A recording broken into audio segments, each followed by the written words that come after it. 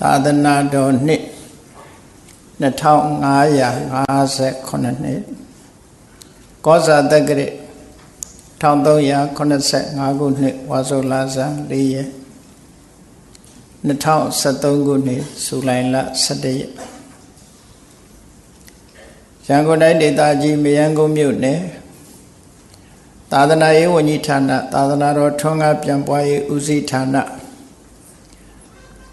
သဗ္ဗုတိရိဗိမာန်တော်အတွင်ဆင်ကျင်းပပြုလုပ်အပ်သည့်သာသနာပူဇာမြတ်မင်္ဂလာတရားအလှူတော်ဓမ္မသဘင်အခမ်းအနား၌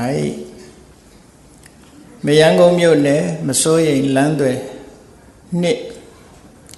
အမှတ်70နေနှစ်ဖက်မိဘများအားရည်စူး၍ဦးဆိုင်ဖို့ချစ်တော်နန်းခမ်းလှိုင်ရွှေအလင်းအိမ်ကားဆာဗစ်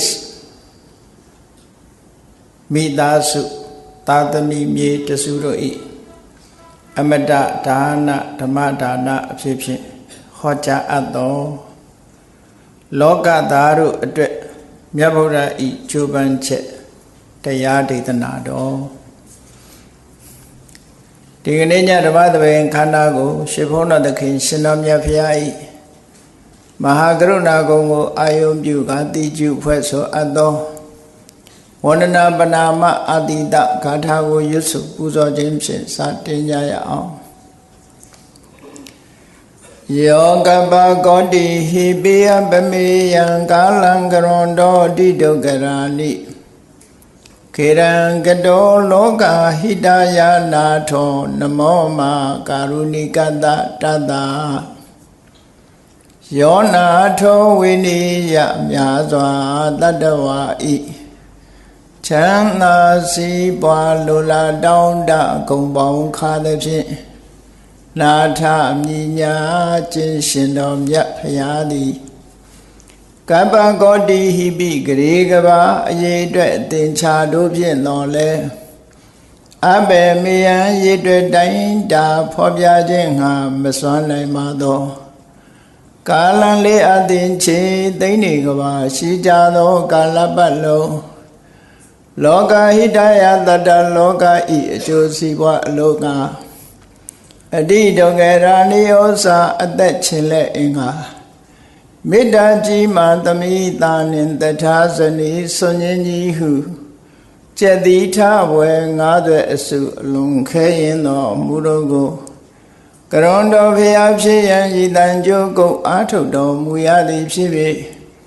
ခေရန်လက်ချေမျက်လုံးအသက်ဆုံးလည်းရဲ့နှလုံးစိတ်ဝံကိုရောဤပင်မခြင်းသို့ကတောဘဝတဏ္ဏချိန်ဖန်များစွာရောက်တော်မူခဲ့ရရှာလေပြီမဟာကရုဏီကတတ္တဝါများရင်ဝေသားကဲ့သို့တနာချစ်ခင်မဟာကရုဏာရှင်ဖြစ်တော်မူသောတသနာထသဝိနည်းများစွာတတ္တဝါဤချမ်းသာစီးပွားလိုလားတောင်းတဂုံပေါင်းခါသည်ဖြင့်နာထမြညာထိုရှင်တော်မြတ်ဖရာအားနမောယုတိပြောင်းပြော့မှန်ကိုလျော်၍ကရောယုကျိုးရှိခိုးခြင်းသည်အထုဘဝတုစင်စစ်မသွေဖြစ်ပါစေတည်း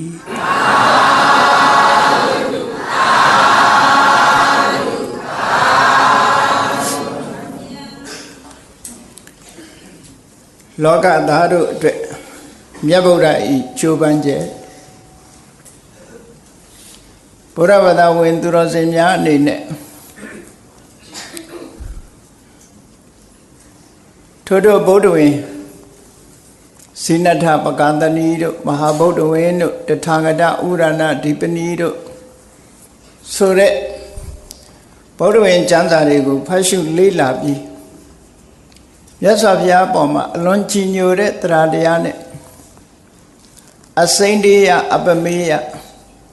ဘုံတော်နန္ဒကံတော်နန္ဒလို့ဆိုပြီးတော့ဒီလိုဂုံကြီးတွေလွှမ်းမိုးထားပြီးတော့ဘုရားကိုကြည်ညိုကြတယ်မှန်ပါတယ်မြတ်စွာဘုရားမှာဘုံတော်အနန္တကံတော်အနန္တရှိတယ်ဆိုတာဟုတ်တယ်သို့တော့ဘု ရားဟာတကူတော်နန္ဒရှိသည့်အတွက်ကြောင့်အရာခတ်သိမ်းကိုအလွယ်တကူမပင်မပန်းပြီးသွားတယ်လို့လူတွေရဲ့စိတ်ထဲမှာထင်မှတ်နေရင်တော့မှန်ကန်မှုမရှိဘူးပေါ့လောကမှာမြတ်စွာဘုရားဟာဘလောက်အလုပ်လုပ်ရတယ်ဆိုတာကိုသိစေခြင်းလို့ဘုန်းကြီးတို့လောကသားတို့အတွက်မြတ်ဗုဒ္ဓ၏ကြိုးပမ်းချက်ဆိုတာကိုဒီကနေ့ကစပြီးပိုင်း1ပိုင်း2ဆိုတာလို့မြတ်စွာဘုရားသက်တော်80ပြည့်လို့ပြိဋိဘံစံဃန်းထိအောင်အချင်းချုပ်အနှစ်ထုတ်ပြီးတော့ဘုရားဝင်ကိုထိုထုတ်တန်တွေကနေထုတ်နှုတ်ပြီးတော့ဟောကြားဖို့ရည်မှန်းထားတာပါဖြစ်ပါတယ်မြတ်စွာဘုရားဟာဣစရိယမနုဿအံ့ဩပဲကောင်းတဲ့လူသားတစ်ယောက်ဆိုတာမှန်တယ်သို့တော်လူသားတစ်ယောက်ဆိုတာလူသားရဲ့အခက်ခဲတွေဘလောက်ကြုံတွေ့ခဲ့တယ်ထိုအခက်ခဲတွေကိုကြိုးပမ်းအထောက်မှုအမျှော်အမြင်ရှိမှုတွေနဲ့ဘယ်လိုဖြတ်ကျော်ခဲ့တယ်ဘယ်လိုဖြေရှင်းခဲ့တယ်ဆိုတာတွေကိုသိရှိဖို့လိုအပ်တယ်ပေါ့အနုဘဆိုလို့ရှိရင်အုံဖွမန္တမန်းပြီးရာခသိမ့်ပြီးသွားတယ်လို့တချို့ကထင်းနေကောင်းထင်းနေလိမ့်မယ်ကဘာမှာအလုတ်လုတ်ဆုံးပုဂ္ဂိုလ်ကိုဖော်ပြပါဆိုလို့ရှိရင်မြတ်ဗုဒ္ဓပဲဖြစ်ပါတယ်ဒါလောက်ကြီးမားတဲ့စွမ်းအားတွေရှိနေတဲ့ပုဂ္ဂိုလ်တူဟာဘလောက်အလုတ်လုတ်ခဲ့ရတယ်ဆိုတာတွေကိုအားကြအတူယူကြီးညိုပြီးတော့ဘုန်းကြီးတို့ဘဝမှာအများကောင်းကျိုးကိုကြိုးစားအထောက်ကြဖို့ဒီလိုကြိုးစားအထောက်မှသာလျှင်မြတ်စွာဘုရားကိုကြီးညိုပူဇော်ရလဲရောက်တယ်ပေါ့ဘုရားဟာမြတ်ဗုဒ္ဓဟာဘလောက်အလုံးလုံးခဲ့တယ်ဆိုတာလောကသားတို့အတွက်မြတ်ဗုဒ္ဓရဲ့ကြိုးပမ်းချက်ဆိုတာကိုနာယူပြီးတဲ့အခါမှာထိုက်တန်တဲ့လောက်တော့သိရှိကြမှာဖြစ်ပါတယ်ပြောရမယ်ဆိုလို့ရှိရင်ဗုဒ္ဓဆိုတာလွန်ခဲ့တဲ့နှစ်ပေါင်း2600ကတကယ်ပဲလောကအလယ်မှာပေါ်ပေါက်ခဲ့တဲ့လူသားတဦးပဲဖြစ်ပါတယ်လူသားတဦးဆိုပေမဲ့တာမန်လူသားတဦးတော့မဟုတ်ဘူးအသိဉာဏ်မြင့်မားရုပ်ဆင်းအင်္ဂါအဖြစ်ထူးခြားပြီးအလွန်ကြိုးစားတဲ့စွန့်လွတ်နိုင်တဲ့ပုဂ္ဂိုလ်တူပုဂ္ဂိုလ်မြတ်ပဲဖြစ်ပါတယ်တာမန်လူသားတော့မဟုတ်ဘူးဒါကြောင့်မို့မြတ်စွာဘုရားကိုယ်တိုင်သုံးတဲ့စကားလုံးကဣစရိယမနုဿတဲ့အံ့ဘွယ်လူသားလို့အင်္ဂုတ္တပါဠိတော်မှာမြတ်စွာဘုရားကိုယ်တိုင်ပြောခဲ့တဲ့မိန့်ကြားခဲ့တဲ့စကားလေးရှိတယ်ပေါ့အံ့ဘွယ်လူသားမြတ်ဖရာဆိုပြီးတော့ဘုန်းကြီးတို့ဟောထားတဲ့တရားတစ်ပုဒ်တော့ရှိတယ်ပေါ့နော်မြတ်စွာဘုရားရဲ့အထုပ္ပတ္တိလို့ပြောခြင်းပြောဗုဒ္ဓဝန္တဖရာအနွယ်အဆက်တွေရဲ့အကြောင်းကိုရေးထားတဲ့ဗုဒ္ဓဝင်ဆိုတာမြန်မာပြည်မှာတော့ဗုဒ္ဓဝင်ဆိုတဲ့နာမည်နဲ့ဗုဒ္ဓတွေရဲ့အစဉ်အဆက်တွေကိုရေးဖော်ပြထားတာရေးသားဖော်ပြထားတာတွေရှိတယ်ဂေါတမဗုဒ္ဓဝင်လို့ဆိုတဲ့မဟာဗုဒ္ဓဝင်နဲ့အခန်းတစ်ခန်းကြည့်ပဲဆိုရင်တကယ်တော့ဂေါတမဗုဒ္ဓရဲ့အထုပ္ပတ္တိပါပဲအဲ့ဒီဂေါတမဗုဒ္ဓရဲ့အထုပ္ပတ္တိကိုပြီးပြီးစုံစုံသိဖို့ဆိုတာပိဋကတ်သုံးပုံထဲကအတော်ကိုမှွေနောက်ပြီးချိနိုင်မှကြည့်ဖို့လိုအပ်တယ်ပေါ့ဘုန်းကြီးတို့အခုဟောမဲ့လောကသားတို့အတွက်မြတ်ဗုဒ္ဓရဲ့ကြိုးပမ်းချက်ဆိုတာမိမိတတ်ဆွမ်းသမျှထိုထိုသုတ်တန်တွေမှာပါတဲ့မြတ်ဗုဒ္ဓရဲ့စကားလုံးတွေကိုယူပြီးတော့ဗုဒ္ဓရဲ့ရုပ်ပုံလွှာပေါ်အောင်ကြိုးစားမှဖြစ်ပါတယ်သို့တော့ရုပ်ပုံလွှာပေါ်အောင်ဖော်တဲ့နေရာမှာတော့တကယ်မြတ်စွာဘုရားရဲ့ရုပ်ပုံလွှာအပြည့်အစုံတော့ဖော်နိုင်စွမ်းရှိမှာမဟုတ်ပါဘူးဟိုတစဒီတစမြတ်ဗုဒ္ဓရဲ့အကြောင်းအရာတွေကိုဖော်ပြထားတဲ့သုတ်တန်တွေကနေဆွဲနှုတ်ပြီးတော့မြတ်စွာဘုရားဟာဘယ်လိုအခက်အခဲတွေကြုံခဲ့တယ်အခက်အခဲကြုံတဲ့အခါမှာဘယ်လိုကြိုးပမ်းခဲ့တယ်စိတ်နေသဘောထားဘယ်လိုရှိတယ်စိတ်ဓာတ်ဘယ်လိုခိုင်မာတယ်ကြိုးပမ်းအထောက်မှုဟာဘလောက်ကြီးမားတယ်ဆိုတာတွေကိုဘုန်းကြီးတို့တွေသိရှိနားလည်ပြီးမြတ်ဗုဒ္ဓကိုတကယ်အလုံးလုံးတဲ့ပုဂ္ဂိုလ်တူတယောက်ပုဂ္ဂိုလ်တူအနေနဲ့ကြီးညိုဖို့ အနန္တတကုရှင်ဆိုတာလူတွေကအရာခတ်သိမ်းဖြစ်နိုင်တယ်လို့ပဲဒီလိုတွက်ပြီးတော့မြတ်စွာဘုရားကိုအနန္တတကုရှင်လို့ယူဆလာလို့ရှိရင်မြတ်စွာဘုရားကိုကိုးကွယ်ရင်လည်းကိုယ်မှဒီအကျိုးသက်ရောက်မှုတကုတွေရလိမ့်မယ်လို့ယုံကြည်နေလို့ရှိရင်ဒီလူတွေဟာလူပြင်းနေဖြစ်သွားမှာပဲမြတ်စွာဘုရားကိုယ်တိုင်တောင်အလွန်ကြိုးစားခဲ့တယ်ဆိုတာကိုကြည့်ရှိသိရှိနားလည်ကြိုးစားပြီးကိုယ်တိုင်လည်းပဲဘဝခရီးမှာကြိုးစားအထောက်ကြရမယ်ဆိုတာကိုသဘောပေါက်ဖို့ပါနော်အေးဒါကြောင့်လောကသားတို့အတွက်မြတ်ဗုဒ္ဓဤကြိုးပမ်းရဲ့ဆိုတာကြိုးပမ်းတယ်ဆိုတဲ့အခါမှာစွန့်လွတ်မှုဆိုတာရှိရမြန်မာစကားမှာစွန့်လွတ်တယ်ဆိုတာစာကသို့မဟုတ်ပြီးပြီးဆုံးတဲ့စကားတစ်ခုစွန့်လွတ်မှုကိုဗာနဲ့တွဲဖက်ပြီးသုံးလေးရှိကြတော့ဆိုအနစ်နာခံမှုဆိုတာနဲ့တွဲဖက်ပြီးသုံးကြတယ်နစ်နာတယ်ဆိုတဲ့စကားလုံးကဗာနဲ့တွဲဖက်လာတော့ဆိုဆုံးရှုံးတယ်ဆိုတာတွဲဖက်လာတယ်အဲ့တော့တခါတည်းနစ်နာတယ်ဆိုတဲ့စကားလုံးကဆုံးရှုံးတယ်ဆိုတဲ့အဓိပ္ပာယ်ဆောင်တယ်ပေါ့ဒါကြောင့်မို့သူများအတွက်အနစ်နာခံတယ်ဆိုတာမဟုတ်ဘူးစွန့်လွတ်တယ်လို့ပဲပြောအောင်စွန့်လွတ်တယ်ဆိုတာကိုရနိုင်တဲ့အခွင့်အရေးတစ်ခုကိုစွန့်လွတ်တယ်အဲ့ဒီစွန့်လွတ်ပြီးအများအကျိုးကိုဆောင်ရွက်တယ်လို့ဆိုမှပို့ပြီးတော့အဓိပ္ပာယ်ရှိတယ်ပေါ့အနစ်နာခံတယ်ဆိုကိုကတော့နစ်နာသွားတယ်တစ်ဖက်ကပဲကြီးပွားသွားတယ်ဆိုတဲ့အဓိပ္ပာယ်မျိုးသွားဆောင်တတ်တယ်ပေါ့အဲ့ဒါကြောင့်မို့လို့စွန့်လွတ်ခြင်းဆိုတာကိုသာမှတ်သားပြီးအနစ်နာခံခြင်းဆိုတာမဖြစ်သင့်ဘူးဒီလိုယူဆဘာကြောင့်လဲဆိုအေးနစ်နာတယ်ကွာဆုံးရှုံးတယ်ကွာနဲ့ပြောတဲ့စကားတွေဟာလူတယောက်ဆုပ်ယုပ်ပြပြသွားတဲ့အဓိပ္ပာယ်ကိုဖော်ပြတာတွေဖြစ်တယ်ပေါ့ဘုရားလောင်းတော်ကဒီလိုဆုပ်ယုပ်ပြပြသွားတာမဟုတ်ဘူးစွန့်လွတ်တာနော်စွန့်လွတ်ပြီးတော့ကြီးပွားတိုးတက်လာတာဒီလိုပဲဖြစ်ရစွန့်လွတ်နိုင်တယ်စွန့်လွတ်တာဆိုတာလောကလူတွေကိုယ့်ကိုယ်စဉ်းစားကြည့်လောကသားတွေအတွက်ငါဘယ်လောက်စွန့်လွတ်နိုင်တယ်လဲကိုယ့်အကိုမေးကြည့်တဲ့အခါမှာစွန့်လွတ်နိုင်မှုဆိုတာအမြဲတမ်းနည်းပါတယ်ချမ်းသာဒုက္ခကိုလည်းမစွန့်လွတ်နိုင်ဘူး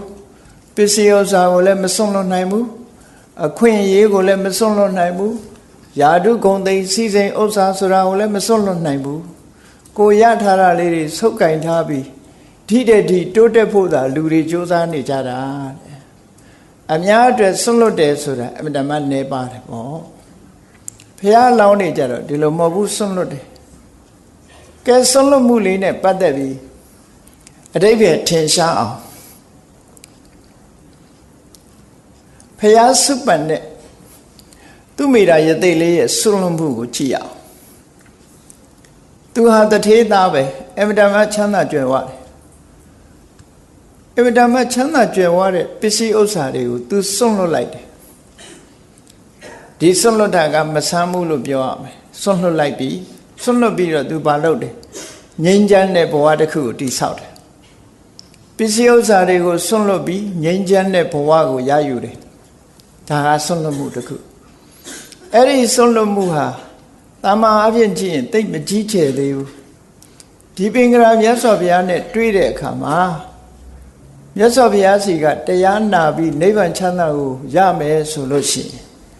တန်တရားဝကလွတ်ဖို့ဒီဘဝမှာသူ့မှာအရေးချင်းတွေအပြည့်အဝရှိတယ်ဘုရားတရားတော်ကိုနာပြီးတော့တပိတ်ခံလိုက်တာနဲ့သစ္စာလေးပါးကိုသိပြီးယဟန္တာဖြစ်သွားနိုင်တယ်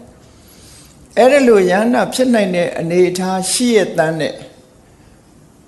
နိဗ္ဗာန်ဆိုတဲ့ချမ်းသာဒုက္ခကိုမယူသေးပဲနဲ့တန်တရားဝဆင်းရဲတဲ့မှာဆင်းရဲခြင်းဆင်းရဲပါစေတရားတွေအကျိုးအတွက်ငါအလုံးလုံးအောင်မယ်ဆိုပြီးရလာတဲ့အမတန်ကြီးမားတဲ့ဆုလက်ကြီးတစ်ခုကိုဆွန့်လွတ်လိုက်တယ်ယန္နာဖြစ်နိုင်တဲ့အနေအထားကြီးတစ်ခုကိုဆွန့်လွတ်တယ်ဆိုတာအမတန်ကြီးမားတဲ့ဆွန့်လွတ်မှုခေါ်တယ်နော်ယန္နာဖြစ်ပြီးတော့တန်တရားဝကလွတ်နိုင်တဲ့အခွင့်အရေးကြီးတစ်ခုလုံးတောင်မှပဲဆွန့်လွတ်ပြီးတော့ဖျားဖြစ်သူရောက်ပြီးမှတရားဝါတွေအကျိုးတည်ဖို့ပြီးတော့မှနိဗ္ဗာန်ဝင်မယ်ဆိုတဲ့ ဒီစွန့်လွတ်မှုကအလွန်ကြီးမားတဲ့စွန့်လွတ်မှုဖြစ်တယ်အဲ့ဒီလိုစွန့်လွတ်မှုကိုရည်စွန်းပြီးတော့ကရုဏာနိဒာနသဗ္ဗေပိဗုဒ္ဓဂုဏဘုရားသခင်ကိုရောမြတ်တည်းရဲ့အယည်ချင်းတွေထဲမှာထိုအယည်ချင်းတွေရဲ့အခြေခံအကြောင်းရင်းကဘာလို့လဲလို့ဆိုရင်ကရုဏာတရားပဲလို့ဒီလိုပြောကြတာပေါ့စာပေကျမ်းဂန်မှာဒီလိုဆိုတာအများကျိုးလုပ်မယ်ဆိုတာကရုဏာပဲအများကျိုးလုပ်မယ်ကိုတယောက်တည်းအခွင့်အရေးမယူဘူးကိုရလာတဲ့အခွင့်အရေးတစ်ခုဆွန့်လွတ်လိုက်တယ်ဘသူအတွက်ဆွန့်လွတ်တာလဲလောကသားတွေအတွက်ဆွန့်လွတ်တယ်လောကသားလို့ဆိုတဲ့နေရာမှာလူသားတွေဒါမကဘူးတရားဝါအလုံးကိုဆွလို့ရပေါ့အဲ့ဒီတရားဝါအလုံးရဲ့အကျိုးစီးပွားအတွက်ဘုရားလောင်းတော်ဟာသူ့မိတာဘဝကနေစပြီးတော့ဆွန့်လွတ်မှုတွေနဲ့လာခဲ့တာတဲ့နောက်ဆုံးမှာဒါနကောင်းမှုလုပ်တဲ့အချိန်မှာပြင်ပစည်းစိမ်ဥစ္စာတွေကိုဆွန့်လွတ်တယ်ယာတုခုံသိမ်းစည်းစိမ်ဥစ္စာအခွင့်အရေးတွေအလုံးကိုဆွန့်လွတ်တယ်နောက်ဆုံးမှာကိုယ့်ရဲ့အသက်တောင်မှဆွန့်လွတ်တယ်ဟောဆွန့်လွတ်မှုတွေနဲ့လာခဲ့တာအဲ့ဒါလို့ဆွန့်လွတ်တာအလဟတဆွန့်လွတ်တာလားလို့ဆိုမဟုတ်ဘူးမေတ္တာနဲ့ကရုဏာနဲ့အများအတွက်ဆောင်ရွက်ဖို့ဆွန့်လွတ်တာလို့ဒီလိုဆွန့်လွတ်တာအဲ့ဒါကိုတစ်ဖက်ကပြောမယ်ဆိုရင်အနစ်နာခံတယ်လို့ပြောလိုက်မယ်ဆိုလို့ရှိရင်မြတ်စွာဘုရားလောင်းဟာဘာမှမကြည်ပွားပဲနဲ့တက်တက်အနစ်နာခံပြီးဆုံးရှုံးသွားတယ်ဆိုအထိပ္ပယ်ဆောင်းသွားနိုင်တယ်ပေါ့အဲ့ဒီလိုသူများအတွက်အနစ်နာခံတယ်လို့ဒီလိုအထိပ္ပယ်မရဘူးသူများအတွက်ဆွန့်လွတ်တယ်ဆွန့်လွတ်လိုက်တာဆွန့်လွတ်လိုက်ခြင်းဖြင့်ရလာတဲ့ဒီတစ်ခုကိုဆွန့်လွတ်လိုက်ရင်နောက်တစ်ခုရလာအဲ့ဒီရလာတာဟာတကယ်ကိုထူးမြတ်တဲ့အရာကိုရတယ်လောကလူသားတွေကနှစ်သက်တာယာတုဂုံသိစည်းစိမ်ဥစ္စာကိုမြတ်နိုးတယ်ချမ်းသာဒုက္ခကိုမြတ်နိုးတယ်ဒါကိုတန်ဖိုးထားတယ်ဖះအလောင်းကြတော့အဲ့ဓာတွေကိုတန်ဖိုးလို့မတွက်ဘူးဘာကိုတန်ဖိုးလို့တွက်ထုံဆိုအတိညာဏ်ကိုတန်ဖိုးလို့တွက်တယ်အတိညာဏ်ရဖို့အတွက်ဆိုရင်အလုံးကိုဆွန့်လွတ်တယ်လို့ဒီလိုအဓိပ္ပာယ်ရတယ်ဒါကနိနာခန္ဓာမဟုတ်ဘူးเนาะဆုံးရှုံးသွားတာမဟုတ်ဘူးသို့တော်လူသားတွေအနေနဲ့တော့ဟာနစ်နာလိုက်တာဆုံးရှုံးလိုက်တာ ਨੇ ထင်ကောင်းထင်လိမ့်မယ်ဘုရားလောင်းရဲ့ဒီဆွန့်လွတ်မှုဆိုတာဒီတဲ့အဖို့တန်တာကိုရယူသွားတာပဲလို့ဒီလိုပြောအဲ့တော့ဆွန့်လွတ်ပြီးပါရမီကုသိုလ်တွေကိုရလာကဲနောက်ဆုံးပိတ်ဘဝကိုကြည့်ရနောက်ဆုံးပိတ်ဘဝမှာထူးထူးခြားခြားလေးတွေဖတ်ချင်တော့မဟာဗုဒ္ဓဝင်ကဇာလန်းတွေကိုဖတ်ပေါ့များအားဖြင့်လည်းသိကြတယ်ပေါ့ဘုန်းကြီးတို့ကမြတ်စွာဘုရားဗုဒ္ဓဘလောက်ကြိုးပမ်းအထုတ်တယ်ဆိုတဲ့သရုပ်ပေါ်ယုံလောက်ပဲဟောမှာပါနော်ကြိုးပမ်းအထုတ်မှုတွေကိုဥတည်ပြီးတော့ဟောတာဖြစ်လို့ဗုဒ္ဓဝင်ကံကိုအခြေ ချက်ပြီးတော့ပြောမှာမဟုတ်ပါဘူး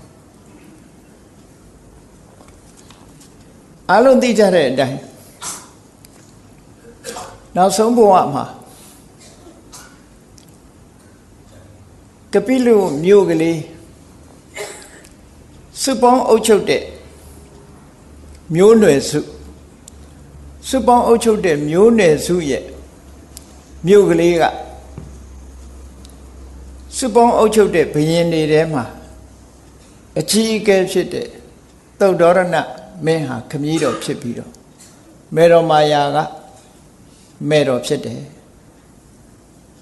သုတ်တော်ရဏမင်းနဲ့မေတော်မာယာတို့ရဲ့သားအဲ့တော့ဘုရားဆောဘုရားရဲ့ဇာတိဒေတာကဘယ်နာမှာရှိတယ်လဲဘယ်လိုအခြေအနေရှိတယ်လဲမျိုးရိုးကဘာလဲလို့သိချင်မြတ်စွာဘုရားမိန့်ကြားခဲ့တဲ့စကားအတိုင်းမှတ်သားကြည့်ကြရအောင်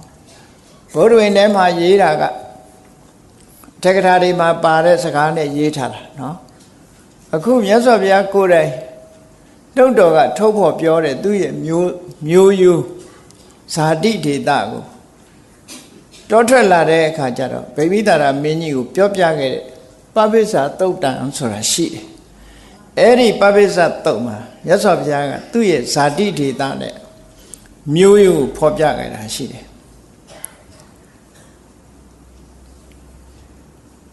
ဘေမိတာရမင်းကအမတမထူးခြားတဲ့ပုဂ္ဂိုလ်တူအနေနဲ့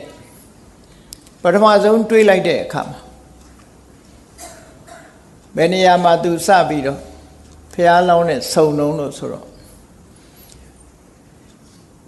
ပန္နဝတောင်ခြေမှာဖျားလောင်းနဲ့သွားပြီးတော့တွေးဆုံတယ်အဲ့ဒီတွေးဆုံတဲ့အခါမှာမေးတာဘယ်ကလာတာလဲဘာလူမျိုးလဲဘယ်အရသားလဲပေါ့ဒါထုံးစံတိုင်းမေးတာမေးတော့ဖျားအလောင်းတော်ကအဲ့တုန်းကဘာပြောခဲ့တုံးဆိုဥဆုံစနဝတောရာဇဟိမဝန္တတပတ္တတောသူဒေတာဟိမဝန္တတောင်ခြေမှာရှိပါတယ်တဲ့ဟောဒီကနေဖြောင်းပြောက်မြောက်ဖက်အရဟိမဝန္တတောင်ခြေမှာရှိတဲ့တိုင်းပြည်ဒေတာဟာသူ့ရဲ့ဇာတိဒေတာပါပဲလို့ပြောဇာတိဒေတာမှာအခြေအနေတစ်ခုကိုဖော်ပြတဲ့အခါမှာဒနဝီရိယေနတံပန္နောကောသလေတုနိခေတိနောကောသလတိုင်းကထင်ရှားတဲ့မျိုးရိုးတစ်ခုကောသလတိုင်းရဲ့ထိတ်တန်းမျိုးရိုးကပစ္စည်းဥစ္စာလည်းကျွယ်ဝတယ်လုံလဝီရိယလည်းအမတန်ကြီးမားတယ်ဓနဝီရိယပစ္စည်းဥစ္စာနဲ့ပြည့်စုံတယ်ကျိုးပန်းအထောက်မှုလုံလဝီရိယပြင်းထန်တဲ့လူမျိုးတွေကပါလို့ဒီလိုပြောတာเนาะအဲ့ဒီနေရာမှာထူးထူးခြားခြားပြောတဲ့စကားလေးကကောသလေတုနိကေတိနောဆိုကောသလတိုင်းသားပဲသူကောသလတိုင်းထဲမှာထူးခြားထင်ရှားတဲ့လူမျိုးကနေပြီးတော့ပေါက်ဖွာလာတဲ့ပုဂ္ဂိုလ်တူထိတ်တန်းမျိုးရိုးထဲမှာပါတယ်ထင်ရှားတဲ့ထိတ်တန်းမျိုးရိုးထဲမှာပါတယ်ဆိုအဲ့တော့ကောသလတိုင်းတက်ကတိုင်းဆိုတာကောသလတိုင်းထဲမှာဝင်နေပေါ့ပါဝင်ကောသလတိုင်းကြီးကအမြဲတမ်းကျဲတာကိုကာတိတိုင်းကောသလတိုင်းတဏ္ဍတိုင်းကိုအုပ်စိုးတဲ့လူကပတိနေရီကောသလမင်းကြီးပေါ့နောက်ပိုင်းတော့မဟာကောသလမင်းကြီးအဲ့တော့တက်ကတိုင်းဆိုတာကောသလတိုင်းတွေကနယ်လေးတစ်နယ်လို့ဒီလိုသတ်မှတ်ရဒီလိုသိရမြတ်စွာဘုရားကိုကြည်ညိုလွန်းတဲ့အခါကျတော့မြတ်စွာဘုရားရဲ့မျိုးရိုးဟာမြတ်စွာဘုရားရဲ့ခမည်းတော်သုတ်တော်ရဏမင်းကြီးဟာကောသလမင်းကြီးတဲ့ယာရုအာဏာကြီးမားတယ်လို့ထင်ကောင်းထင်လိမ့်မယ်တကယ်ကတော့ကောသလမင်းကြီးလောက်ယာရုအာဏာမရှိဘူးပြောရမယ်ဆိုရင်မြန်မာရန်ဆိုရင်မှာကြည့်မယ်ဆိုလို့ရှိရင်ဘရင်နောင်တို့အနောယထာတို့ဘရင်နောင်တို့နော်အလောင်းဖျားတို့တနိုင်ငံလုံးကိုအုပ်ချုပ်တဲ့မြန်မာဧရိယာကြီးတစ်ခုလုံးကိုအုပ်ချုပ်တဲ့မင်းတွေရဲ့လက်အောက်မှာစော်ဘွားတွေတို့မျိုးစားတွေတို့ရှိတယ်ပေါ့အဲ့ဒါလိုပဲတက်ကတိုင်းကသုတ္တရဏမင်းကြီးတို့ကပိလဝတ်ကိုအုပ်စိုးတဲ့သုတ္တရဏမင်းကြီးတို့ဆိုတာဟာကောသလမင်းကြီးရဲ့အနုယန္တလို့ခေါ်တယ်အချမ်းယံမင်းမျိုးတွေကပဲဗမာဘုရင်တွေကိုအခွန်ဆက်ပြီးတော့ကိုနေရတော့ကိုပြည်ကိုတော့အုပ်ချုပ်လို့ရတယ်သို့တော့ဗမာဘုရင်တွေကိုအခွန်ဆက်ပြီးတော့နေရတဲ့ရှမ်းစော်ဘွားတွေလိုပဲပေါ့ဒီလိုအဓိပ္ပာယ်မျိုးရတယ်ပေါ့ဒါကြောင့်မို့ဒါမြတ်စွာဘုရားကိုယ်တိုင်သုတ်တန်တစ်ခုမှာဘလို့ပြောခဲ့တယ်လို့ဆိုကောသလမင်းကြီးဟာတဲ့ဧကရိဘယင်ဖြစ်ပေမဲ့လို့သူ့ရဲ့အနုယန္တမင်းမျိုးဖြစ်တဲ့ငါ့ကိုလေးစားတာဟာစားကြောင်မဟုတ်ဘူးယာရုဂုံသိမ်းကြောင်မဟုတ်ဘူးစီးပွားဥစ္စာတွေကြောင့်မဟုတ်ဘူးငါဖះရဲ့ကိုချင်းသီလနဲ့အသိပညာကြောင့်ပဲဖြစ်တယ်လို့သုတ္တန်တစ်ခုမှာဟောထားတယ်အဲ့ဒီမှာဘာစကားကိုထည့်သုံးထားတော့ဆိုတာဂီဝင်တွေကတာဂိယမင်းတွေဟာကောသလမင်းကြီးရဲ့အနုယန္တလို့ဒီလိုသုံးထားတဲ့စကားရှိတယ်အနုယန္တဆိုဒီမှာခြံရံလိုက်ပါရတဲ့ဘယင်းနေလို့အဓိပ္ပာယ်ရတယ်နော် ခြံရံလိုက်ပါရတယ်ဘုရင်အဲ့တော့ကောသလမင်းကြီးရဲ့ကောသလတိုင်းမှာတော့ထိတ်တန်းမျိုးရိုးမှန်တယ်သူ့နေရာနဲ့သူအုပ်စိုးတာသို့တော့ကောသလမင်းကြီးရဲ့အာဏာစက်ထဲမှာရှိနေတယ်ဆိုပေမဲ့လို့ကောသလမင်းကလာအုပ်ချုပ်တာတော့မဟုတ်ဘူးလာအုပ်ချုပ်တာတော့မဟုတ်ဘူးကိုတိုင်းပြည်ကိုအုပ်ချုပ်နိုင်တယ်ဒါမို့တာဂိဝေမင်းတွေကခဏရာဇာလို့ခေါ်တယ်စုပေါင်းအုပ်ချုပ်တဲ့မင်းတွေပေါ့တူတဲ့ဧကရာဇ်ဘုရင်အနေနဲ့အုပ်ချုပ်တာမဟုတ်ဘူးအလှည့်ကျအုပ်စိုးကြတယ်ဒါကြောင့်မို့ကောသလမင်းကြီးကတက်ကတိုင်းထဲမှာသူလာခြင်းလာတာပဲလာလို့ရှိရင်တာဂိဝေမင်းတွေကခီးဥကျွဆိုတာကောသလမင်းကြီးကိုလေးစားကြချိလေနောက်ပိုင်းမှာဖျားနဲ့ရင်းနှီးကျင်တော့ဘာလုပ်လဲဆိုကပိလုမျိုးကမင်းသမီးတယောက်ကိုမိဖုရားဖြစ်မြောက်ခြင်းဖျားနဲ့အမျိုးတော်ခြင်းနဲ့ပေါ့လေအမျိုးတော်ခြင်းလို့တာဂိဝေမင်းသမီးတယောက်တောင်းတယ်တာဂိဝေနေဆိုတာအလွန်မာနကြီးတယ်လက်ထပ်ထိမ်းမြတ်မှုကိစ္စမှာအလွန်ဝန်လေးတယ်သူတို့မျိုးရိုးမတူတဲ့ပုဂ္ဂိုလ်ဘယ်တော့မှလက်ထပ်ထိမ်းမြတ်လေးမရှိဘူးအမျိုးဆောင်တာတာဂိဝေနော်အမျိုးကိုမတမလေးစားတယ်တာဂိဝေဖြစ်ချင်တော့အမျိုးလေးစားရလိမ့်မယ်နော်တာဂိမျိုးဟိဒုပမာဆိုပြီးတော့အမျိုးကိုမဆောင်ရင်တော့တာဂိမျိုးရဲ့အကျင့်တရားရှိမှာမဟုတ်ဘူးဟောတာဂိဝေမင်းနေဟာအင်တမအမျိုးကိုလေးစားကြတယ်မိမိတို့ကိုယ်တိုင်လည်းမျိုးမတူတဲ့လူနဲ့လက်မထပ်ဘူးသူမများကိုလည်းမျိုးမတူတဲ့ပုဂ္ဂိုလ်နဲ့မိမိတို့ရဲ့သားသမီးတွေကိုလည်းမပေးစားဘူးလို့ဆိုပါတယ်ကောသလမင်းကြီးကလာတောင်းတဲ့အခါကျတော့မပေးဘဲနေလို့မရဘူးလေမပေးရင်ပြဿနာတက်အောင်ပါအဲ့တော့မပေးဘဲနေလို့မရတဲ့အခါကျတော့စဉ်းစားကြတယ်ဆွေးနွေးကြတယ်အလုံးစုပေါင်းပြီးတိုင်ပင်ကြတဲ့အခါကျတော့အဲ့ဒီတုန်းကအုပ်ချုပ်နေတဲ့အကြီးအကဲကမဟာနာမင်းလို့ခေါ်တယ်မဟာနာမရှင်နုရောဓရဲ့အကိုအရင်သူကပြောတယ်ဒီကိစ္စသူဖြေရှင်းမယ်ပေါ့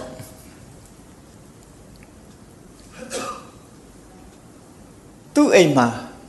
အလွန်ချောမောလှပတဲ့ကျွန်မရဲ့သမီးနာဂမုံဒါဆိုတဲ့ကျွန်မနဲ့သူနဲ့ရထားတဲ့သမီးလေးတယောက်ရှိတယ်ဝါသဘခတ္တိယလို့ခေါ်တယ်အဖေကမင်းမျိုးအမေကကျွန်မျိုးအဖေမျိုးကအရေးကြီးတယ်နော်အဖေကအမျိုးမြတ်တယ်မင်းမျိုးတွေကသို့တော့အမြဲတမ်းချောမောလှပတဲ့နာဂမုံဒါကျွန်မနဲ့ဒီမဟာနန်ကြီးက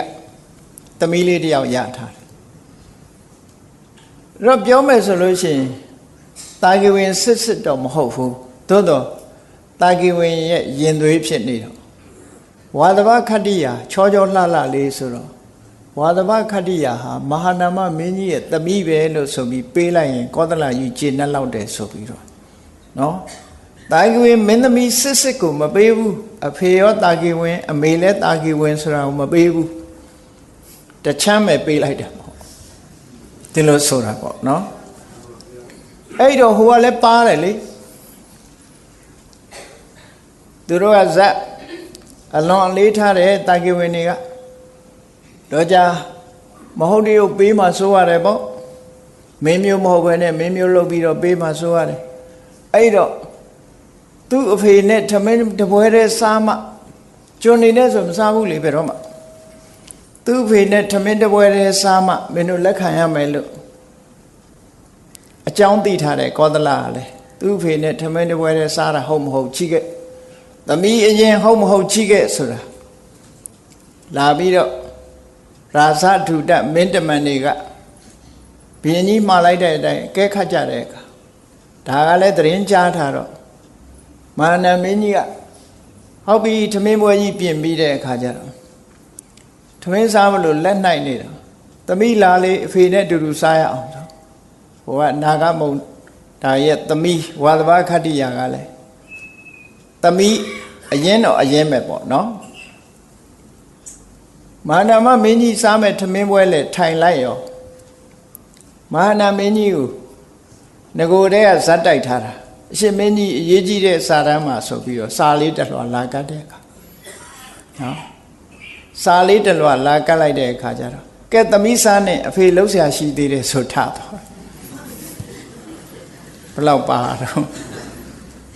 အဲ့တော့ဟုတ်တယ်ဘုရင်ကြီးကသူထမင်းတူတူစားနေပြီတပွဲတည်းစားတယ်ဆိုဟိုလူတွေယုံသွားပြီးတော့ဝါသဘခတ္တိယာတာဝတိပြည်ရောက်သွားတယ်ဆိုဇာလံရှိတယ်လေအဲ့ဒါလို့လှည့်ကွက်ကလေးနဲ့ပေးလိုက်တာအဲ့ဒီလှည့်ကွက်တွေကြောင့်နောက်ပိုင်းကျတော့ဝါသဘခတ္တိယာရဲ့တာဝိတတုပါကနေတာကဝေမင်းတွေကိုခြေမုံရေးစစ်ပွဲလုပ်ပြီးတော့အကုန်တတ်ပစ်တာလေနာကြီးချက်တွေနဲ့တတ်ပစ်တာအဲ့တော့ဒီလိုတစ်ဖက်သားကိုနာကြီးလောက်အောင်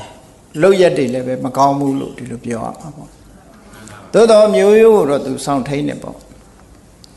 ကောင်းပြီအဲ့ဒီမှာကောသလလူမျိုးတွေထဲမှာထိတ်တန်းအမျိုးအနွယ်ဖြစ်ပြီးတော့ပစ္စည်းဥစ္စာလည်းကျွယ်ဝတယ်ဟိမွန်တာတောင်ချေမှာနေတဲ့ပုဂ္ဂိုလ်တွေဆိုတာအေးဆေးဆေးနေလို့မရဘူးလေရာသီဥတုဆိုတာအမတမအေးတာအေးတဲ့ရာသီဥတုမှာနေတဲ့ပုဂ္ဂိုလ်တွေကဇိမ်နဲ့အိတ်နေလို့ရှိရင်တော့ဘာမှဖြစ်လာမှာမဟုတ်ဘူးအင်တမကြိုးစားအထုတ်ကြရတယ်ကြိုးစားအထုတ်မှုမရှိတဲ့အရက်ကလူတွေကဘယ်လိုတော့ဆိုရင်ရာသီဥတုကလည်းကောင်းတယ်အစာရေစာလည်းကောင်းတယ်ဆိုအဲ့ဒါအိပ်ပြီးစားနေကြတာဘာမလုပ်တော့မြန်မာပြည်ကလူတွေလို့ပေါ့ဟိမွန်တာတောင်ချေကလူတွေကအလုတ်သိပ်လို့ရတယ်ဘာလို့တော့ဆိုတောင်ချေဆိုတော့ဟိမွန်တာရဲ့ဒေသကအလွန်အေးတာအလွန်အေးတော့စနိုးတွေဘာတွေကြတာတွေဘာတွေဖြစ်လာတဲ့အခါမှာဒီစနိုးတံတွေကာဝယ်ဖို့လုံးလို့ရတယ်ခုကြည့်ဥရောပကလူတွေကြည့်ဂျာမနီတို့အင်္ဂလန်တို့ဆောင်းရာသီရောက်လို့စနိုးကြပြီဆိုလို့ရှိရင်ဒီလူတွေအေးဆေးဆေးနေလို့ဘယ်ရမလဲစနိုးတွေထဲမှာရုန်းကန်ပြီးတော့နေကြရရုန်းကန်ပြီးတော့တီထွင်တယ်ဘာလို့တီထွင်တော့အသက်ရှင်မှုအတွက်သူတို့လုပ်ရတာသက်ရှင်မှုအတွက်ကြိုတင်ပြင်ဆင်ရတာဆောင်းရာသီစနိုးကြနေပြီဆိုရင်မြေပေါ်မှာအကုန်လုံးစနိုးတွေဖုံးနေတော့မြက်တောင်မှမကြံဘူးစားစရာတောက်စရာဆိုတာဘာမှမရှိတော့ဘူးစိုက်လို့ပြုတ်လို့လည်းမရဘူးဒါကြောင့်မို့လို့ကြိုတင်ပြီးတော့လုပ်ရစနိုးဆိုတာကြတဲ့အချိန်မှာတော့အလုံးစနိုးဆိုတာတွေ့ဘူးပါလိမ့်မယ်ငယ်ငယ်ရေခဲချစ်စားတဲ့လူတွေလို့အဲ့ဒီတဲ့နှုတယ်သူကစနိုးပေါ်မှာလမ်းလျှောက်လို့အလွန်ကောင်းတယ်ဇွတ်နဲ့လမ်းလျှောက်လို့ကောင်းတယ်သို့တော့ရာသီဥတုကရုပ်ချင်းပြောင်းသွားတတ်တယ်0အောက်ရောက်အေးသွားပြီဆိုလို့ရှိရင်ဟောဒီစနိုးတွေကခဲသွားတယ်ခဲသွားရင်ရေခဲတုံးကြီးလိုမှန်မြင်ကြီးလိုဖြစ်သွားပြီဒီပေါ်လမ်းလျှောက်ရင်တော့လဲမှာပဲလဲရင်တော့ပြန်ထဖို့မကြိုးစားလိမ့်နဲ့ခက်ခဲတယ်ပြန်ထဖို့ခက်ခဲသွားအဲ့တော့ဘာလို့ရတော့ဆိုရင်စနိုးတွေကြလာပြီဆိုရင်ဒီစနိုးတွေဖယ်ရှားပစ်ဖို့ကြိုးစားကြရတယ်အဲ့ဒီနိုင်ငံတွေမှာရုန်းကန်နေရအများအားဘုန်းကြီးတို့အမေရိကန်နေတော့ဆိုရင်ဆောင်းရာသီစနိုးကြပြီဆိုရင်3 နာရီလောက်ကထပြီးတော့စနိုးရှင်းတဲ့ကားကြီးတွေတကြောင်ကြောင်မောင်းနေတာလမ်းမှာဒီစနိုးတွေကိုဖယ်ပစ်နေတာမဖယ်လို့ရေခဲတုံးကြီးတွေဖြစ်သွားပြီဆိုရင်ကားရောလူရောသွားလို့ရတော့မှာမဟုတ်တော့ကိုယ်အိမ်တကားကလည်းတကားဖွင့်လို့ရမှာမဟုတ်ဘူးအဲ့တော့စိန်နဲ့အိတ်နေလို့မဖြစ်ဘူးတဲ့စနိုးရာသီရောက်လာပြီဆိုလို့ရှိရင်ပေါက်ပြားတက်လက်ကင်ပြီးတော့စနိုးတွေကော်ထုတ်ရတဲ့အလုပ်ကိုလုပ်ရတယ်ပြင်းနေလို့မရဘူးလှေကားတွေပေါ်စနိုးကြလို့ရှိရင်တော့စားတွေကိုတိမ့်ထားပြီးအဲ့ဒီစားဖြူလိုက်ရင်စနိုးကအရေးပြောကြသွားတယ်လှေကားတွေပေါ်မှာလည်းရှင်းထားရတယ်အရေးကိစ္စရှိလို့ထွက်ချင်စနိုးတွေဖုံးနေလို့ရေခဲဖြစ်သွားရင်ထွက်ဖို့အမှန်တမ်းခဲနေဘောဓုတရှိအောင်ဘုန်းကြီးတို့လည်းအင်ကြီးထပ်ထပ်ဝတ်ဘိုးချင်နေစီ ခေါင်းကိုလုံအောင်ဆောင်းအထက်ထက်ခြေအိတ်လေးတွေဝတ်ပေါက်ပြားကင်ပြီးစနိုးတော့ကော်ခဲ့ရသေးတာပဲကျောင်းပေါက်ကပိတ်နေမှာဆိုလို့နော်အဲ့တော့အဲ့ဒီကလူတွေကအမြဲတမ်းကြိုးစားကြရတယ်အဲ့ဒါကြောင့်မလို့ပြောတာဖះလောင်းကဟိမွန်တာတောင်ခြေကဒီကနေကြည့်လိုက်ရင်ဖြောင်းပြောက်ဟောဒီမြောက်ထဲမှာဟိမွန်တာတောင်ခြေမှာသူ့ရဲ့ဒေသရှိပါတယ်ကောသလတိုင်းတွေကထက်တန်းကြတဲ့မျိုးရိုးတစ်ခုပစ္စည်းဥစ္စာလည်းကျွယ်ဝတယ်လုံလဝိရိယလည်းအမြဲတမ်းကောင်းတဲ့မျိုးရိုးကပါလို့ဒါမြတ်စွာဘုရားအလောင်းကဗိမိတာရမင်းကိုဒီလိုပြောခဲ့အဲ့ဒီမှာသူဆက်ပြောတာဗာပြောတော့ဆိုအာဒိဋ္ဌာနာမခွတ်တေနတာကိယနာမဇာတိယသူအနွယ်ဟာအာဒိဋ္ဌနေမျိုးနေတွေဖြစ်ပါတယ်ဇတ်ကတော့တာကိယဇတ်ဖြတ်ပြောပါတယ်တမ္မာကုလပပ္ပစိတောနကာမေအဘိပတ္ထယေအဲ့ဒီမျိုးရိုးကနေသူသင်္ကန်းဝတ်လာတာပါတဲ့ကာမဂုဏ်အာယုန်တွေကိုသူမမျှော်မှန်းပါဘူးအလုံးကိုစွန့်လွတ်ခဲ့တာပါလို့ဟောဒီစကားအရမြတ်စွာဘုရားအလောင်းတော်ရဲ့ဇာတိဒေတာမျိုးရိုးအကြောင်းကိုတစွန်းတစဘုန်းကြီးတို့သိခွင့်ရတယ်ပေါ့ဒါမူရင်းသုတ်တန်ကဖော်ပြတဲ့စကားလေးတစ်ခုကဲဒါဖြင့်ကောင်းပြီတာကိယနာမဇာတိယမျိုးရိုးကတာကိယပါလို့ဘာကြောင့်ပြောတာတော့ဟိမွန်တာတောင်ခြေကလူမျိုးတစ်မျိုးဘာကြောင့်တာကိယလို့ခေါ်ရတယ်လဲလို့ဆိုတဲ့တာကိဝင်သမိုင်းကိုပြန်ပြီးတော့ကြည့်တဲ့အခါအဲ့ဒီသမိုင်းကြောင်းကိုဖော်ပြထားတာတော့ဒီကနိကေတိလက္ခဏာဝက်ကအမထတုတ်ပါတစွန်းတစပါရှိတယ်ပေါ့အဲ့ဒီကောသလတိုင်းတွေကပဲအောက်ကကဆိုတဲ့ဘုရင်ကြီးဟာအမတမဘုံတကူကြီးတယ်ဘုရင်နေဆိုတာမိဖုရားကြီးတွေဆုံးသွား၍ဖြစ်စေသူများကလာဆက်လို့ဖြစ်စေမိဖုရားငယ်ငယ်တွေနောက်ထပ်လက်ထပ်လေးရှိကြတာနောက်ဆုံးမှာမိဖုရားငယ်တူသူလက်ထပ်ထိမ်းမြန်းလိုက်တဲ့အခါကျတော့အဲ့ဒီမိဖုရားငယ်ကမင်းသားငယ်ငယ်မွေးဖွားလာတဲ့အခါမှာအရင်မိဖုရားကြီးကမွေးဖွားတဲ့သားကြီးတွေရှိလာစင်မြိုင်နေဖြစ်လာတယ်စင်မြိုင်နေဖြစ်လာတော့မိဖုရားငယ်ကမွေးတဲ့ကလေးကိုသူကပိုချစ်တယ်ပိုချစ်တော့မင်းသားကြီးတွေကိုအဝေးပို့ပစ်တာပေါ့ဒါထုံးစံပဲလူတွေစားဒီတိုင်းပဲเนาะ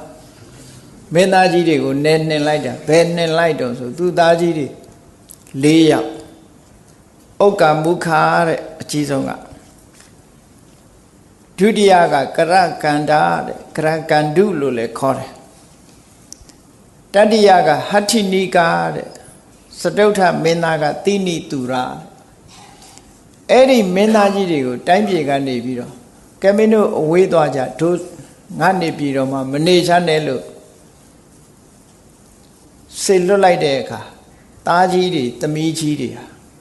သူ့အဖေကနယ်ကိုနှင်လွှတ်လိုက်တဲ့အခါသူတို့ဘယ်သွားကြတော့ဆိုဟိမွန်တာတောင်ဘက်ကိုထွက်သွားကြဟိမွန်တာတောင်ခြေမှာရေကန်ကြီးတစ်ခုအမြဲတမ်းလှပတဲ့သဘာဝရေကန်ကြီးနားမှာကျွန်းတော်ကြီးရှိတယ်အဲ့ဒီကျွန်းတော်ကြီးထဲမှာရေကန်ဘေးမြို့တည်ကြကပိလဝမြို့ဆိုတာတည်တယ်ပေါ့နော်ကျွန်းတော်ကြီးထဲမှာနေထိုင်ကြတာဖြစ်သောကြောင့်တာကဆိုတာကျွန်းပင်ကိုပါဠိလိုတာကလို့ခေါ်တယ်တာကဆိုတဲ့ကျွန်းတော်ကြီးထဲမှာနေရာတည်ထောင်တာဖြစ်ပြီးနေထိုင်ကြတဲ့ပုဂ္ဂိုလ်တွေဖြစ်လို့တာကိယလို့ခေါ်တယ်နော်ကျွန်းတော်ထဲမှာနေထိုင်ကြသူလို့အဓိပ္ပာယ်ရအဲ့ဒီကျွန်းတော်ထဲမှာမြို့ပြတည်ထောင်ပြီးနေတဲ့အခါမှာသူတို့မျိုးရိုးကိုသိတ္တမိုးထားတယ်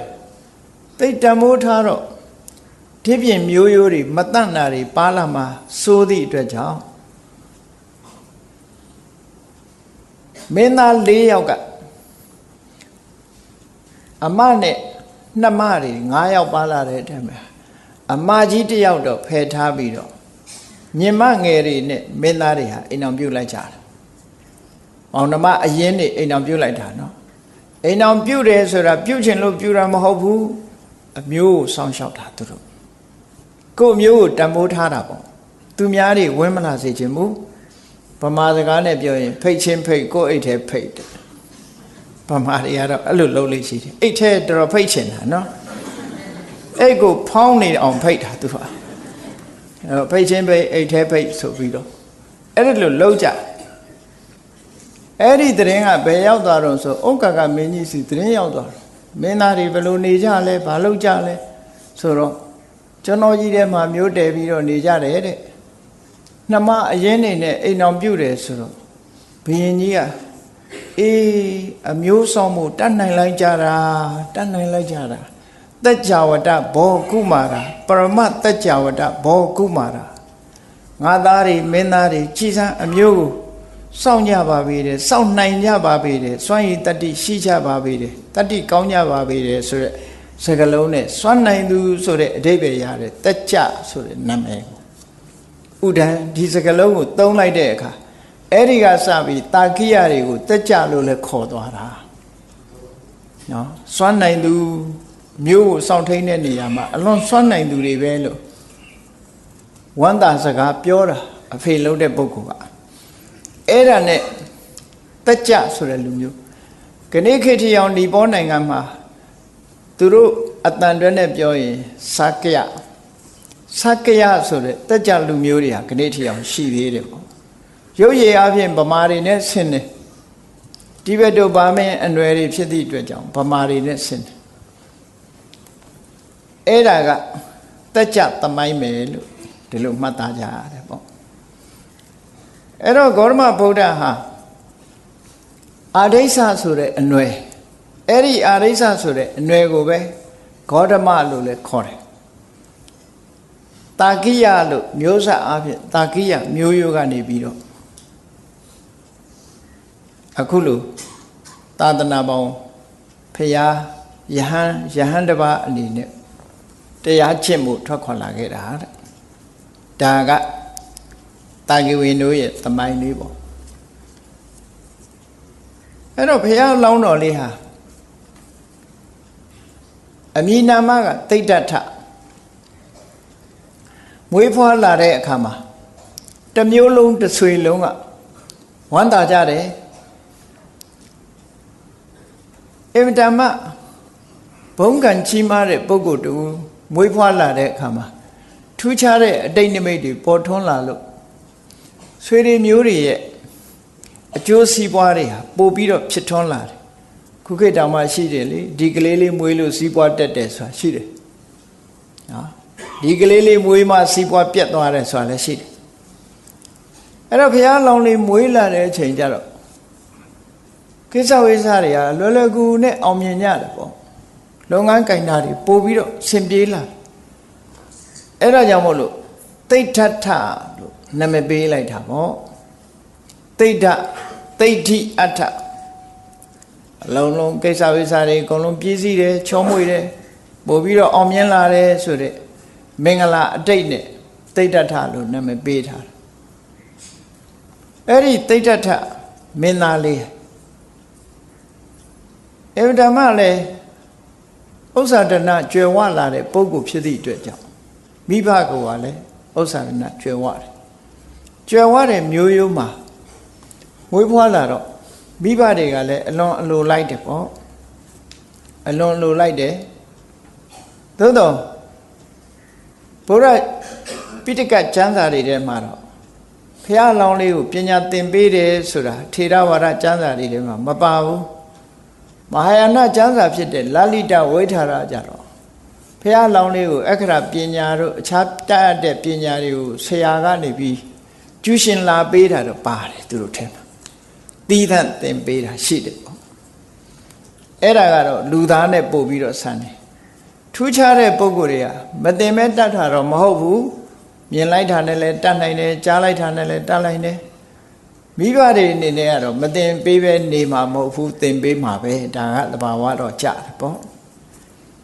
အဲ့ဒါလိုနဲ့ဘုရားလောင်းတော်လေး ငယ်ငယ်ရွယ်ရွယ်နဲ့ပဲ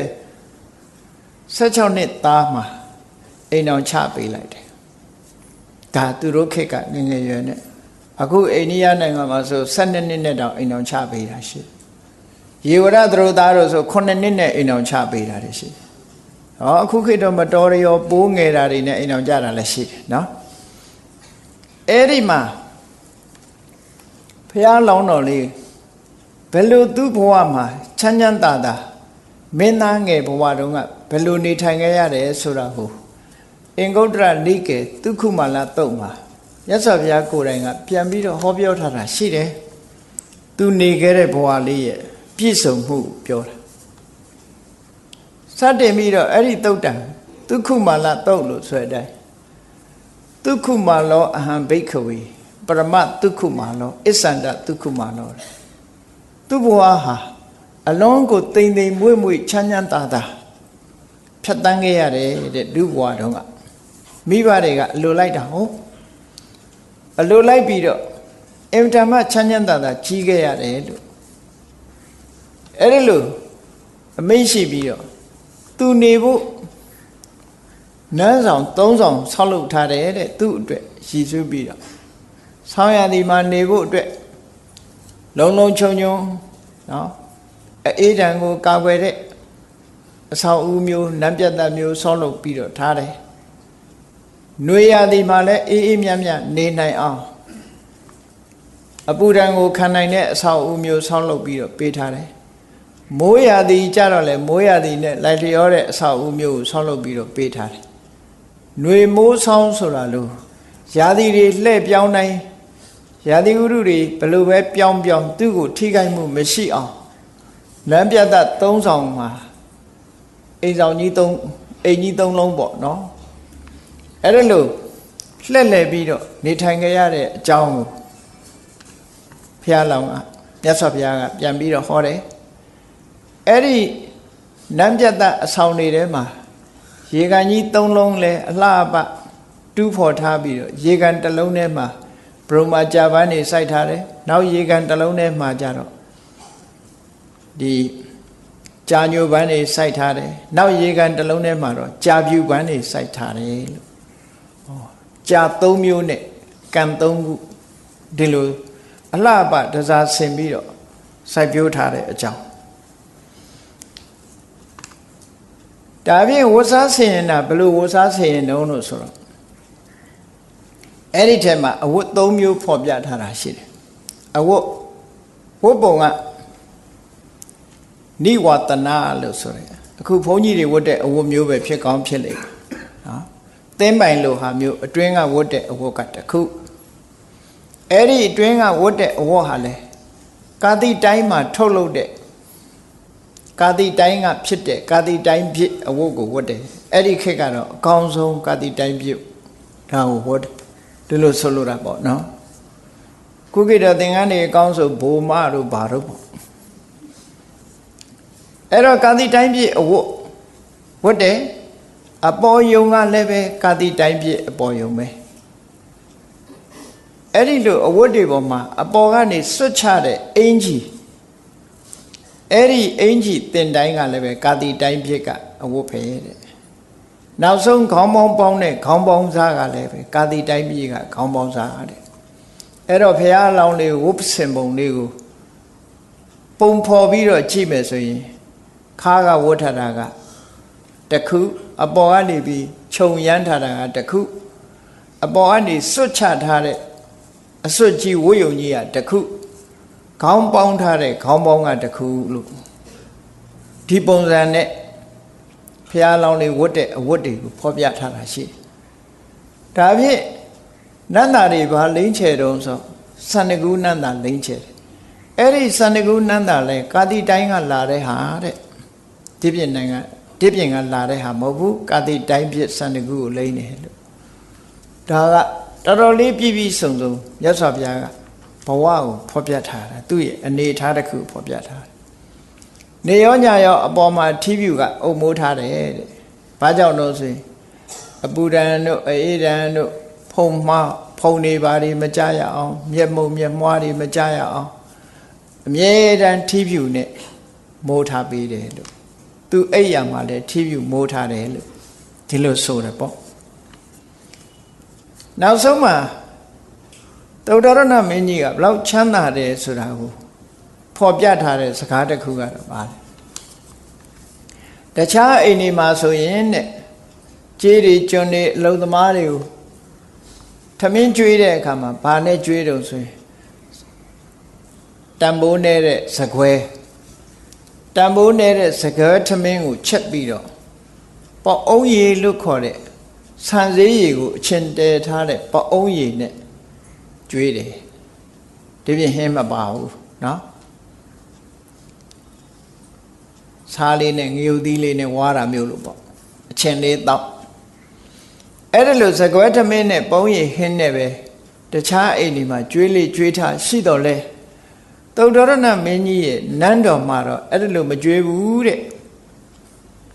ကျေးတွေကျွန်းတွေလုံသမားတွေကိုဗာပေးတော့ဆိုရင်တာလိမန္တောဒနာကြောက်တောင်တွေမှာစိုက်ပျိုးထားတဲ့တလေးစပါး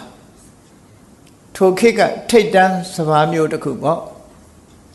ခုခေတ်ဘာစမတီတို့ဘာတို့လိုဟာမျိုးလို့ပြောလိုက်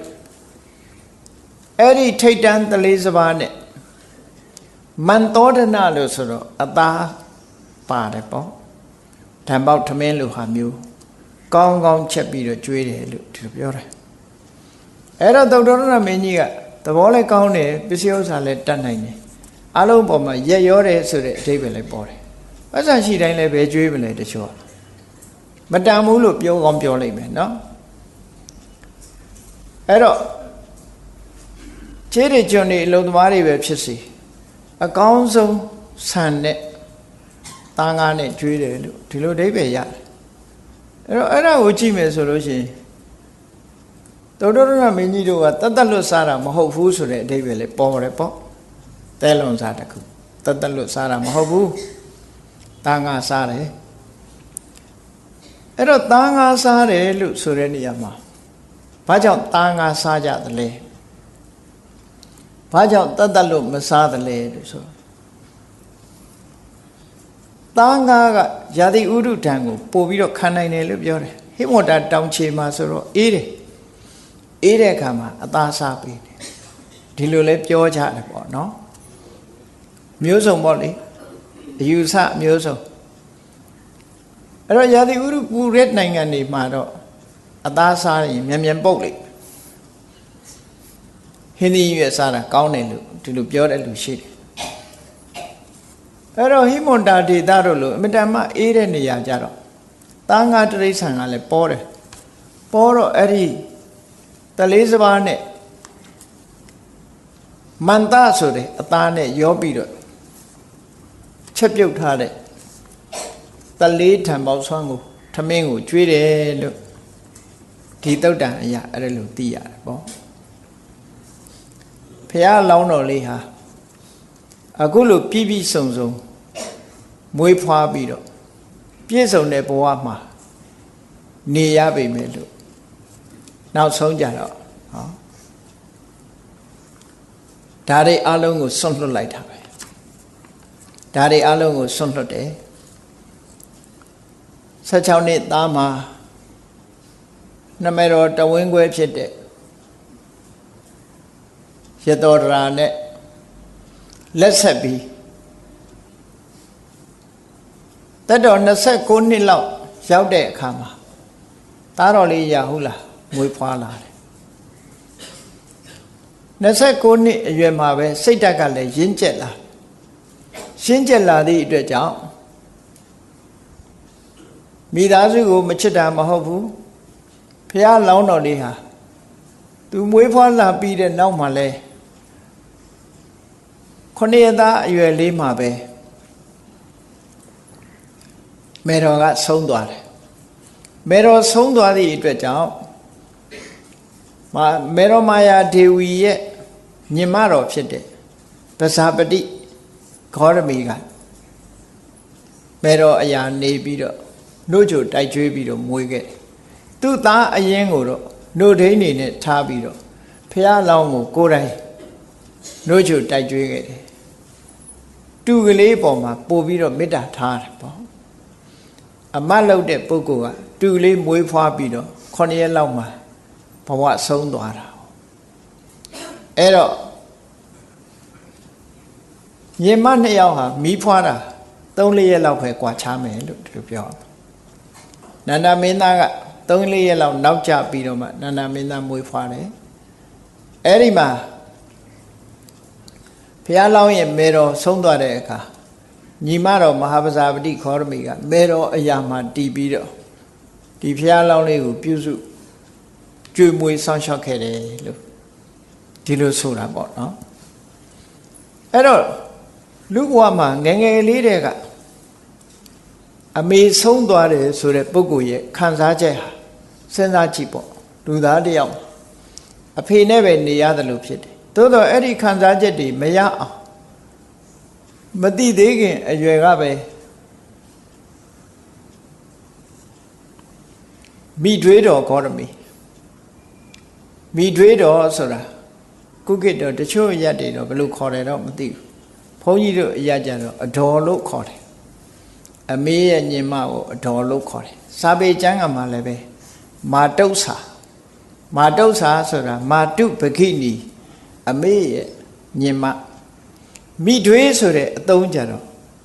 အဖေရဲ့နောက်မိန်းမလို့အဓိပ္ပာယ်ရောက်တယ်အဲ့တော့မိထွေးတော်ဂေါရမီဆိုတာအဖေရဲ့နောက်မိန်းမမိထွေးဆိုတာတော့ကောင်းခဲ့တယ်လေနော်မိထွေးကလည်းကောင်းခဲ့တယ်ပထွေးကလည်းကောင်းခဲ့တယ်အဲ့ဒီမိထွေးမျိုးပြောတာမဟုတ်ဘူးအတော်တော်တဲ့ပဇာပတိဂေါရမီလို့ဒီလိုနားလဲရမယ်အဖေနောက်မိန်းမဖြစ်လို့မိထွေးခေါ်တာမဟုတ်ဘူးအတော်အရင်ဘုရားလောင်းလေးရဲ့အတော်တော်တဲ့မိထွေးတော်ဂေါရမီသူကနေပြုစုဆောင်လျှောက်ထားလို့ဘဝတစ်ခုဖြတ်တန်းလာခဲ့တယ်အဲ့ဒီလိုဖြတ်တန်းပြီးသက်16 နှစ်အရွယ်မှာရတောရာနဲ့မိဘများကအိမ်တော်ရသားချပေးပြီး29 နှစ်ထိအောင်ဘဝခရီးကိုတက်တာနဲ့ဖြတ်တန်းလာခဲ့ရတယ်29 နှစ်အရွယ်ရောက်တဲ့အခါကျတော့စဉ်းစားဉာဏ်နဲ့ရှိလာခဲ့ပြီနောက်ဆုံးမှာနမိတ်ကြီး 4 ပါးလို့ခေါ်ကြတယ်ပေါ့သူအိုနဲ့တွေ့တယ်သူနာကိုမြင်ရတယ်သူသေးကိုမြင်ရတယ်ယဟန်ကိုမြင်ရတယ်အဲ့တော့ကျန်တဲ့ပုဂ္ဂိုလ်တွေလည်းသူကိုသူနာသူသေးဆိုတာမြင်နေကြတာဘာမှတွေးမှမဟုတ်ဘူးနော်တွေးမှမဟုတ်ဘူးဖျားလောင်းကြတော့စဉ်းစားတဲ့ဉာဏ်ကအမှန်တမ်းကြီးမားတာသူကိုတွေးလိုက်တာနဲ့ငါလည်းပဲအိုရအောင်မှာပဲဆိုတဲ့အတွေးဟာရလာ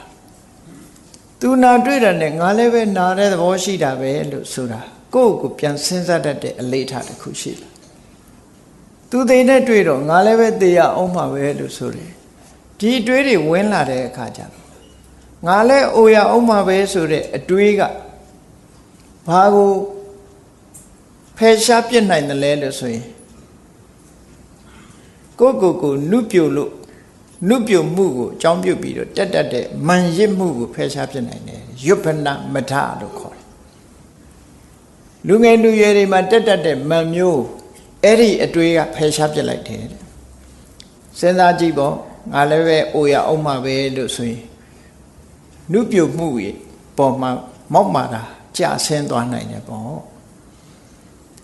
ငါလည်းပဲနာရအောင်မှာပဲဆိုတာကိုစဉ်းစားလိုက်တဲ့ဖြင့်ကျမ်းမာတယ်ဆိုတဲ့အပေါ်မှာမာနတက်နေတာတွေလည်းပဲဖယ်ရှင်းပြနိုင်တယ်ပေါ့ငါလည်းပဲသေရအောင်မှာပဲလို့တွေးလိုက်တဲ့အတွေးဟာအသက်ရှင်းနေဖို့အပေါ်မှာမာနတက်နေမှုမှာကြာဆင်းသွားတယ်တနေ့ကိုသေရမှာဆိုတဲ့မှန်ကန်တဲ့အတွေးတစ်ခုကြောင့်မိလျော့မနေတော့ဘူးဟောဒီအဓိပ္ပာယ်တွေကိုဆောင်းနေပေါ့မဒလို့ဆိုတာရစ်မှုတယ်လို့ခေါ်တယ်ယာဓုရရှိရင်ယာဓုကိုရစ်မှုတယ်နုပြိုရင်နုပြိုမှုရစ်မှုတယ်ကျမ်းမာရင်ကျမ်းမာမှုကိုရစ်မှုတယ်အသက်ရှင်နေရင်အသက်ရှင်မှုပေါ်မှာရစ်မှုတယ်လူတွေဟာရစ်မှုတယ်ဆိုတာဒီပေါ်မှာအလေးထားပြီးတော့လှုပ်ချင်ရလှုပ်တတ်တယ်လို့ဆိုတဲ့အဓိပ္ပာယ်ရတယ်ပေါ့ရစ်မှုအဲ့ဒီရစ်မှုတွေကိုအတွေးနဲ့ဖယ်ရှားပြီးတော့သွားတယ် နောက်ဆုံးမှာယဟန်ဆိုတာကိုတွေးလိုက်ရတဲ့အခါမှာအေးချမ်းတဲ့ဘဝတစ်ခုထွက်ပေါက်ဆိုတာရှိတယ်လို့သဘောကျသွားတယ်အဲ့ဒီသဘောကျသွားလို့တိဋ္ဌထမင်းသားဟာဘလောက်ပဲခမ်းနားတဲ့စီးစိမ်ဥစ္စာတွေနဲ့ပြည့်စုံအင်မတန်မှရာသီအလိုက်နေထိုင်ရတဲ့နတ်ပြတ်သက်သုံးဆောင်မှာနေထိုင်ရပေမဲ့လို့သူ့စိတ်ထဲမှာပျော်မွေခြင်းမရှိတော့ဘူးပျော်မွေခြင်းမရှိလို့အားလုံးကိုစွန့်လွတ်တယ်ပေါ့မင်းသားဆိုတဲ့အခါမှာပုံတော်တွေကကြံအင်လက္ခဏာဖတ်တဲ့အခါဒီလိုကြံအင်လက္ခဏာနဲ့ပြည့်စုံတဲ့ပုဂ္ဂိုလ်မျိုးဟာလူဘဝမှာနေရင်စကြဝဠာမင်းဖြစ်နိုင်တယ်လူဘဝကနေတောထွက်ခွာရှောင်လို့တရားဓမ္မကိုကျင့်ကြံကြိုးကုပ်ရင်လည်းပဲလောကမှာဖျားဆိုတာဖြစ်နိုင်တယ်လို့ဒီလိုအဟောထွက်တဲ့အခါမှာစကြဝဠာမင်းစည်းစိမ်ဆိုတာကျင့်တတ်เสียကြီးပေါ့အဲ့ဒီစကြဝဠာမင်းစည်းစိမ်ကိုလည်းပဲဖျားလောင်းတော်တွေကဆွန့်လွတ်လိုက်တယ်ပေါ့ဒီလိုဆိုတာပေါ့ဆွန့်လွတ်နိုင်တယ်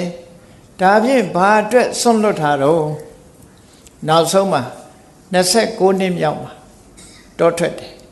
တောထွက်တဲ့အခါဘာတွေကိုဆွန့်လွတ်တာတော့လို့ဆိုမင်းသားရဲ့အခွင့်အရေးအားလုံးကိုဆွန့်လွတ်လိုက်တယ်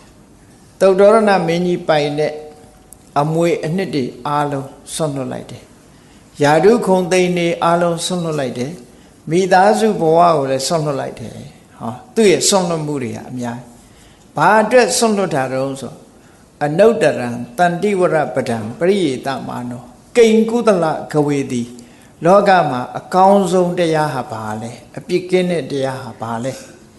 ငြိမ်းချမ်းရေးကိုပေးနိုင်တဲ့အရာဟာဘာလဲဒါကိုရှာမယ်လူတွေဟာဖြစ်ပြီးတော့အိုးနေကြရတယ်နာကြရတယ်သေကြရတယ်လောကကြီးရဲ့မတည်မြဲတော့လူတွေဒုက္ခမျိုးမျိုးနဲ့ကျုံနေရတယ်အဲ့ဒီလိုကျုံနေတဲ့ဘဝကြီးကလွတ်မြောက်ဖို့စွမ်းဆောင်နိုင်တဲ့ကုသိုလ်တရားဆိုတာဘာလဲအဲ့ဒီကုသိုလ်တရားရဲ့စွမ်းဆောင်မှုပေးလိုက်လို့ရလာတဲ့ငြိမ်းချမ်းမှုဆိုတဲ့အရာကရောဘာလဲလို့ဆိုတာကိုသိချင်တယ်အဲ့ဒါအတွက်လောကရဲ့စည်းစိမ်ဥစ္စာတွေအားလုံးဆွန့်လွတ်လိုက်တာဒါကိုတောထွက်တယ်လို့ခေါ်တာပဲဆွန့်လွတ်ပြီးတော့အဲ့ဒီတရားရအောင်ဘုရားလောင်းတော်လေးဟာကြိုးစားအားထုတ်တာ29နှစ်အရွယ်မှာတောထွက်တာလို့ဒီလိုဆိုလိုတယ်ပေါ့နော်အေးဒါကြောင့်တရားချစ်ခင်သူတော်စင်ပြိဿအပေါင်းတို့မြတ်ဗုဒ္ဓရဲ့အစပိုင်းဘဝမင်းသားဘဝအခြေအနေကိုတစွန်းတစထို့သုတ်တန်ကနေဖော်ပြထားတဲ့အတိုင်းတစွန်းတစဖော်ပြလို့ပြီးပြီနောက်ရက်တွေမှာဆက်ပြီးတော့ဘယ်ပုံတောထွက်ပြီးဘယ်ပုံတရားရှာခဲ့တယ်ဆိုတာဘလောက်အလုံးလုံးတယ်ဆိုတာဆက်လက်ပြီးတော့နာယူမှတ်သားကြဖို့ပါဒါကြောင့်မို့တရားချစ်ခင်သူတော်စင်ပြိဿပေါင်းတို့လောကသားတို့အတွက်မြတ်ဗုဒ္ဓဟာမြင်မြကြိုးပမ်းအားထုတ်ခဲ့တယ်ဆိုတာသိရှိကြည်ညိုရပြီးမိမိတို့ကိုယ်တိုင်လဲလောကသားတွေအတွက်ဘာလုပ်ပေးနိုင်တယ်လဲဆိုတဲ့အတွေးတွေပေါ်လာပြီးအများကောင်းကျိုးကိုဆောင်ရွက်နိုင်တဲ့စိတ်ဓာတ်တွေမွေးမြူခြင်းဖြင့်ကောင်းမြတ်သောအနေအထားတစ်ခုကိုဖော်ဆောင်နိုင်အောင်ကြိုးစားအားထုတ်နိုင်ကြပါစေကုန်သတည်း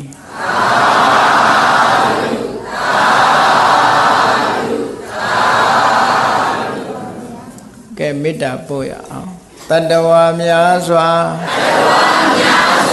ဖေးရန်กว่าချမ်းသာကြပါစေတတဝါများစွာဖေးရန်กว่าချမ်းသာကြပါစေမေတ္တာရေချမ်းသုံးငါဖြံငြိမ်းချမ်းကြပါစေမေတ္တာရေချမ်းသုံးငါဖြံငြိမ်းချမ်းကြပါစေအရှိချမ်းသာစိတ်ချမ်းသာလူရဆန္ဒပြေပါစေသက်ရှိချမ်းသာစိတ်ချမ်းသာလူရဆန္ဒပြေပါစေ ဖုံလန္တာဒုက္ခပင်ကစားမေတ္တာပုံနေဒုသင်္ကမမနောတရာတိတဗေတံဘဝယန္တုဒုက္ခနကမေတ္တာပုံနေဒုသင်္ကမစုပေါင်းပို့အပ်မေတ္တာတဟုရောင်ပြူပါဝင်းငွေလာမင်းနှင့်ရောင်ခြင်းရှဲယုံပေါင်းဆောင်ရခြင်းကြောင့်တဗေတံကျွမ်းမဲ့ဥဒ္ဒုံလုံးစုံများစွာတတ္တဝါတို့၏မနောတရာတိမြင်မြတ်ဖြူစင်အေး